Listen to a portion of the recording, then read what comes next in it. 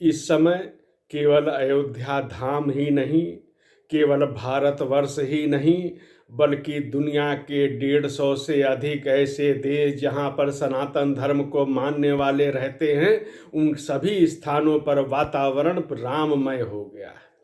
अब ये सब बहुत सहज स्वाभाविक ढंग से हो रहा है। अनेक देशों में श्री राम शोभा यात्राएं निकल रही हैं। जो यूरोप अमेरिका के देश हैं, वहाँ के जो जिन नगरों में सनातन धर्म को मानने वाले रहते हैं, वहाँ के जो मेयर हैं उन यात्राओं का स्वागत अभिनंदन कर रहे हैं।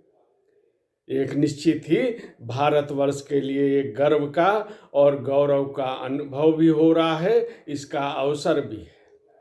और यह जो सकारात्मक ऊर्जा जो अयोध्या से प्रकाशित हुई है, उसमें आप देखेंगे कि पिछले कुछ दिनों में जो जितने भी नकारात्मक विचार दिए गए, उन सब का एकदम ही निराकरण हो गया है। उनकी तरफ कोई ध्यान देने को तैयार नहीं है, चाहे वो नकारात्मक विचार चाहे जितने ही श्रेष्ठ व्यक्ति के द्वारा दिए गए हो, उन सब पे ध्यान देने की अब आवश्यकता लोग समझ नहीं रहे हैं। और भगवान राम के उल्लास में वो बहुत आगे निकल चुके हैं। जहाँ तक राजनीतिक पार्टियों का प्रश्न है, जो अपने को सेकुलर कहती हैं, उनकी सीमाओं को हम सब समझ भी सकते हैं।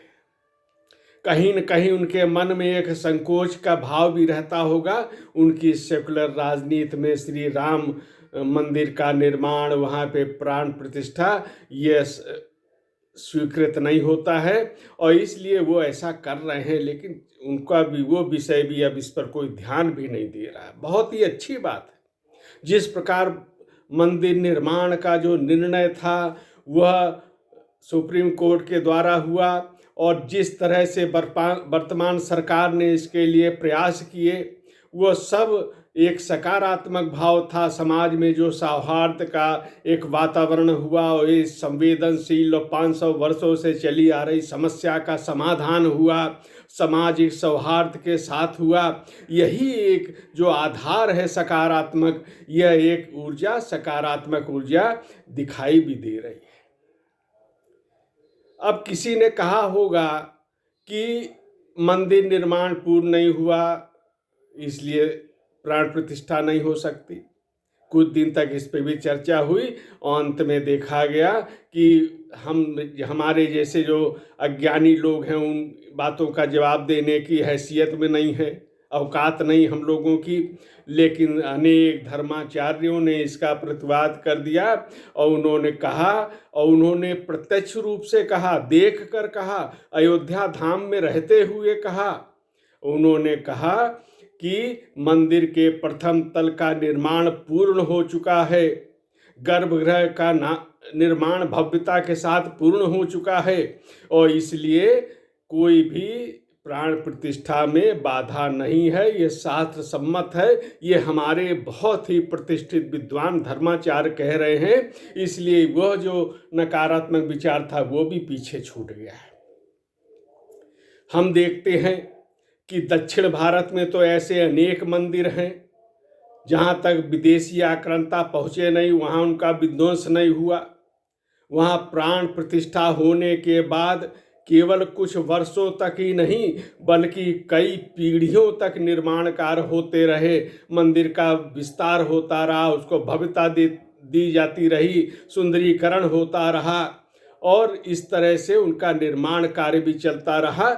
यह एक सांस्कृतिक हम लोगों की विरासत भी है और कई कई पीढ़ियां इस श्रेष्ठ काम में लगती भी हैं। तब जाकर आज जो है विश्व प्रसिद्ध स्थलों का निर्माण भी संभव हुआ है। यहाँ एक बात और भी कहना चाहेंगे कि केवल आस्था तक सीमित मत रहिए। आस्था बहुत लोग की हो सकती है, लेकिन जो आज अयोध्या में एक तरह से विकास कार्य हुए हैं वो अद्भुत हैं, और उसको भी इन लोगों को देखना चाहिए जिन्होंने आमंत्रण को स्वीकार किया, जिन्होंने कई कई बार पूर्ण बहुमत की सरकारें चलाने का जिनका अनुभव रहा है। उन्होंने अयोध्या को उपेक्षित रखा था। आज अयोध्या विश्व स्तर पर विकसित हो रही है।